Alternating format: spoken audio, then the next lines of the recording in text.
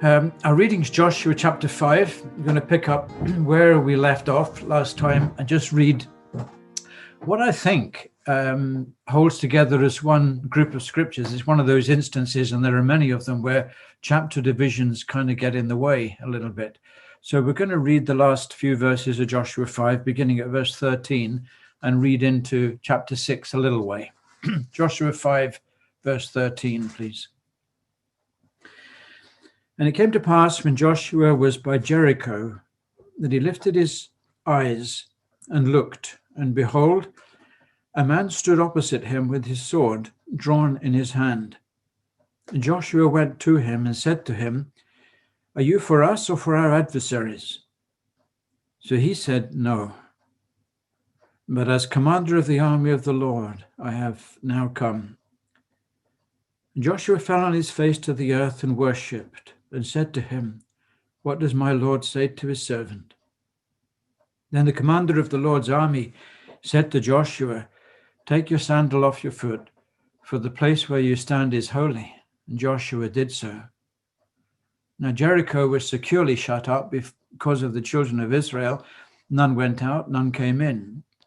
And the Lord said to Joshua, "See, I have given Jericho into your hand, its king and the mighty men of valor.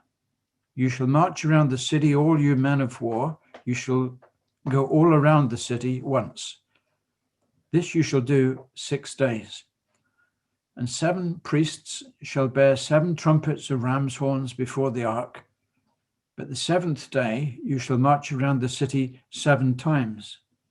And the priests shall blow the trumpets. It shall come to pass when they make a long blast with the ram's horn, and when you hear the sound of the trumpet, that all the people shall shout with a great shout. Then the wall of the city will fall down flat, and the people shall go up, every man straight before him." I think that'll do for our reading for now. It's in some ways it's typical of much else, and hopefully we'll explain that. I admit to every time I read this account to thinking of Shakespeare's depiction of the night before the Battle of Agincourt in Henry V, of course. And the king, I think, aware of the overwhelming odds. I think they were given as 5-1 against the English army. And aware of that and the impending battle, he disguises himself as an ordinary common soldier, and he goes out amongst the camp. I think he's seeking to encourage, but he's also seeking to be encouraged. And Shakespeare has these wonderful lines that probably aren't historically accurate at all, but there's a marvelous play. Now, Joshua was no Henry V. I'm not saying that for a moment, but I do think there's something here in these closing verses of chapter 5 of the lonely vigil of the old warrior, don't you think? And I see him all alone, and the Lord appears to him just at that juncture. It's a critical, crucial point in his command of Israel and their conquering of the land. And just at that crucial point, the Lord appears to him. Just consider the scene with me just for a moment there, because glance backward. Behind Joshua lies the flooded river Jordan. And he knows that they crossed over that on dry land. Twice for Joshua, he'd come through the Red Sea and now across the Jordan. And there's the memorial of 12 stones, so that crossing should never, ever be forgotten.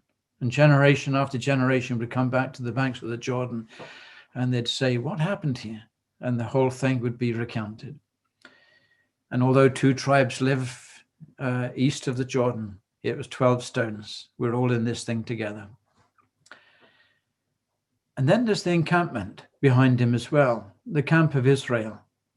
And they'd kept the Passover. The males had been circumcised, with that critical lesson again, that the ordinances of God must always be given precedent before anything else happens. So all those things lay behind Joshua and have been in his mind.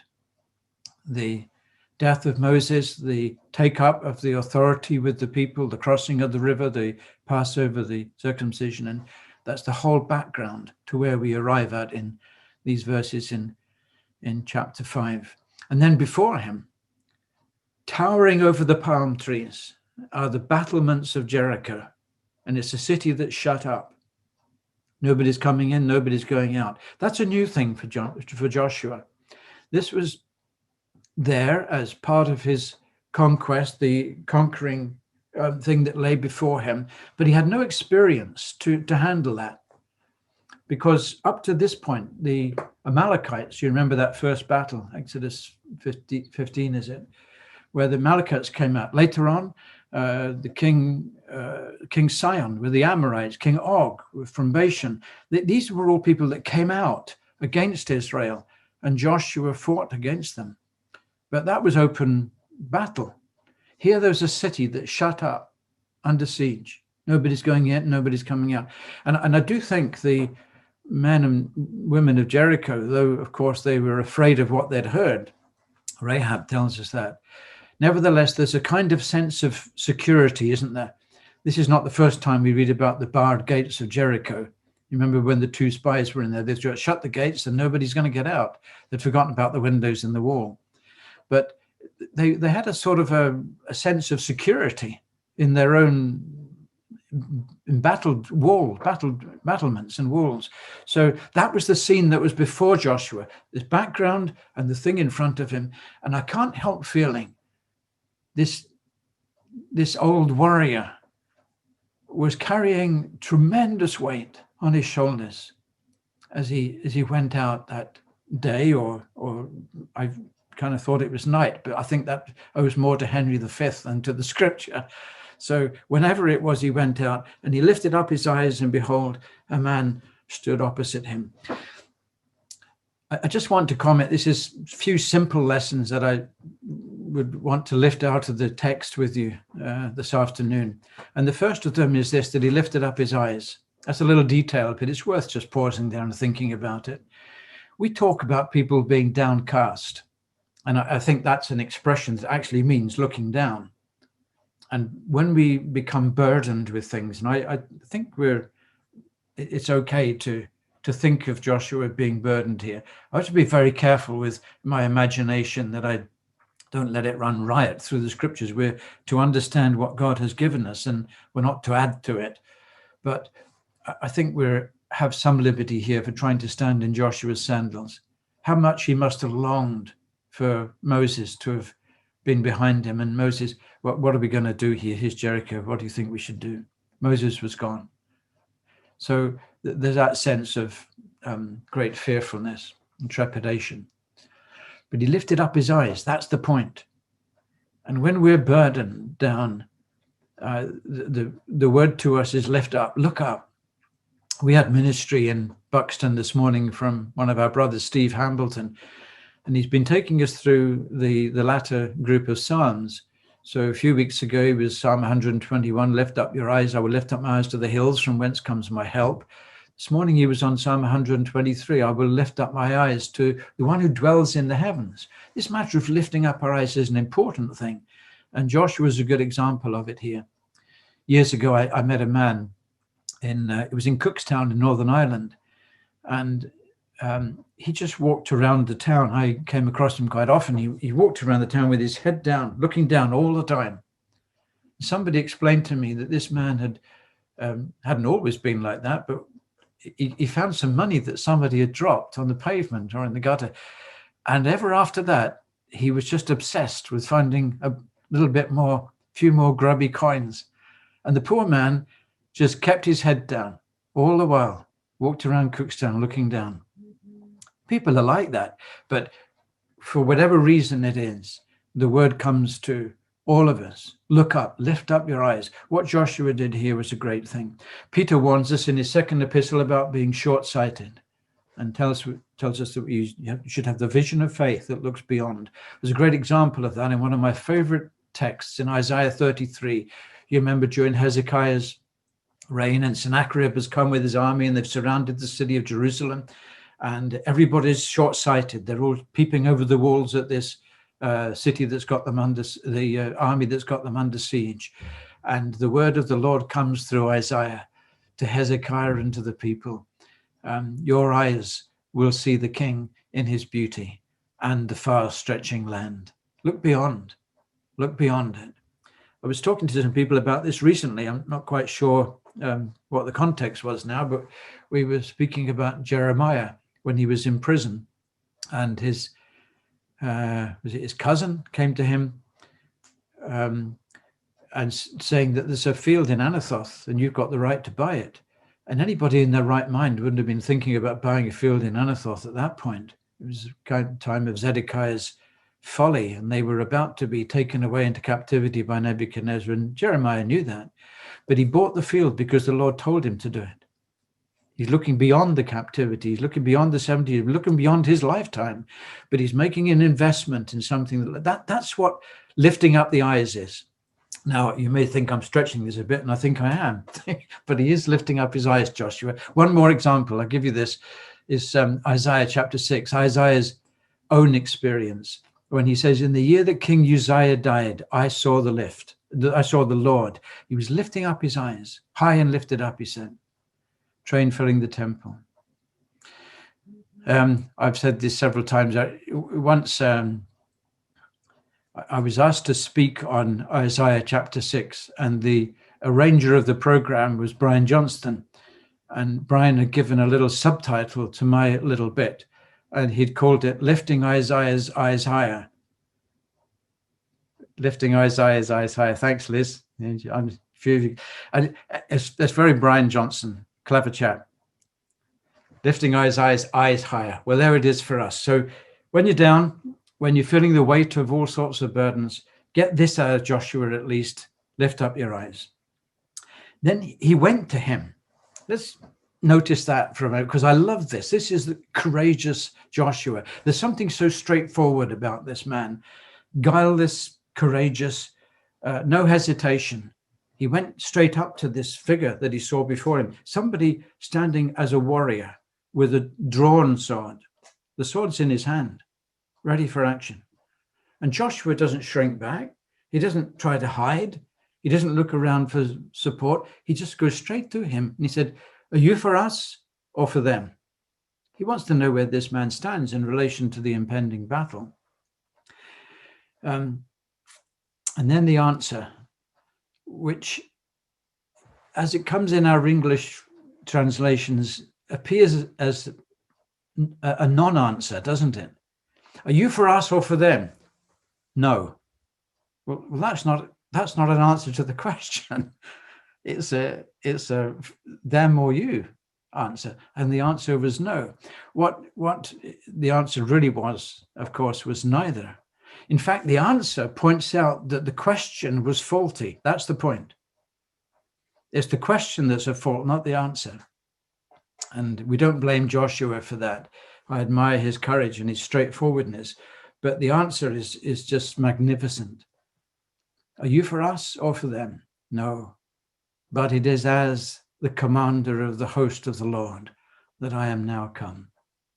And Joshua is beginning to realize who it is that's speaking to him. Before we touch on that, let me just say that this matter of the neither is not for them or for you. It underlines a cardinal point of very, very great importance, and that is that God is not partisan. God is sovereign. And we're apt to forget that sometimes. I've often quoted it, Abraham Lincoln, one of the many stories that's told about him. He was one of my heroes, by the way. Don't you hate it where these conspiracy theorists go and ruin things by telling you all sorts of stuff about people? I don't believe a word of it about Abraham Lincoln. I believe he was a good man and probably one of the best presidents they've had. But somebody came to Lincoln at the time of the American Civil War, and they said to him, Mr. Lincoln, is God on our side or on theirs? And Lincoln said, that's the wrong question. The question really is, are we on the side of God or not? You see the difference? God's not partisan. God is sovereign. And our whole point in life is to whether we are right with God and on the side of God or not. We shouldn't try and bring God into our little conflicts. God has conflicts laid out for us, and we have to face them in the company of the sovereign God, being right with him. There is a difference there. I was going to say subtle. I don't think it is as subtle, really. It's kind of straightforward when you look at it. Let's have a look at the identity of this warrior then, who's standing with the drawn sword, because this is glorious. The revelation of who it was that spoke to Joshua is found in the way in which Joshua responds and submits to this one. Let me give you a few hints as to how we arrive at that. In Acts chapter 14, Paul and Barnabas are at Lystra, and Paul, with the Lord through Paul, heals a man who was crippled on his feet, and all the people of Lystra run around saying, Paul, Barnabas, these are gods. They're not really men. They're gods who have visited us in the shape of men. And they called Barnabas Zeus, and they called Paul Hermes. And they're about to sacrifice, and they bring out garlands. And when Paul and Barnabas realize what's going on, they're horrified, and they say, stop. And they actually tear their garments, and they say, what are you doing? We are ordinary men like you. Do not do this. Just hold that thought for a minute. Revelation 19, John, a lovely apostle, and he's in the company of an angel who's been revealing all sorts of things to him. And John falls down at the feet of the angel to worship him. And immediately the angel lays hold of John and he says, John, don't do it. You shall worship the Lord God, and him only you shall worship. Angels are not to be worshipped. Men are not to be worshipped. God and God alone receives worship. Hold that thought in the background of your mind also, because here Joshua falls down and worships this warrior with the drawn sword, and there's no protest and there's no prohibition. There's just acceptance of what Joshua is doing. And it reminds me of Peter in Luke chapter 5, where you remember this is the second call of the disciples. And they've been fishing, and the Lord comes and he says, have you caught anything? No, we've fished it. He said, put the boats out of the deep, let down the nets. And then you know what happens. Anyway, at the end of all that, Peter falls down at the feet of Jesus. And he says, depart from me, Lord. I'm a sinful man. That's what Joshua is doing here. It's reverence for a deity, and it's accepted. And if that warrior with the drawn sword had been anyone less than God himself, you say God the Son, I believe it's God the Son. It's one of the theophanies or Christophanies, as people call them, the appearance of God in the Old Testament in the form of a man. He accepted it. If you want further evidence of that, and I'm sure I'm not trying to convince you of something you don't already know and accept and could teach me, but there's the word to Joshua that's same as the word to Moses back at the burning bush in Midian. Joshua, take your sandals off. The ground you're standing on is holy ground. Deity is before you. So there it is. And notice that this realization of the person of God and reverence to him comes before any instruction concerning the conquest. There's an order there, and that sequence is important. We must reverentially own. The fear of the Lord is the proper expression. That's misunderstood, but you know what it means. The reverential awe of God must be in place first before we receive any instruction to go and do something. We go and do it in the fear of the Lord who commissioned us and sends us. And that order is seen here again. I really want to spend a little bit on this with you, because I'd like to take a moment to think about that expression, captain of the hosts of the Lord. What a wonderful thing. I know this isn't Joshua the man we're thinking about now, but it was Joshua that heard it. It was to him it was said. So we'll use that as an excuse. In Isaiah 55, we read of the expression leader and commander for the peoples. In Hebrews chapter 2, the Lord's called the captain of their salvation. In Hebrews chapter 12, he's called the captain of faith. And the different words in Hebrew and in Greek used in those three references are worthy of their own study. And I have to leave that for you. We've no time for that today. But if I could give you a sort of coverall description, which is not really adequate, but it's the best I can do.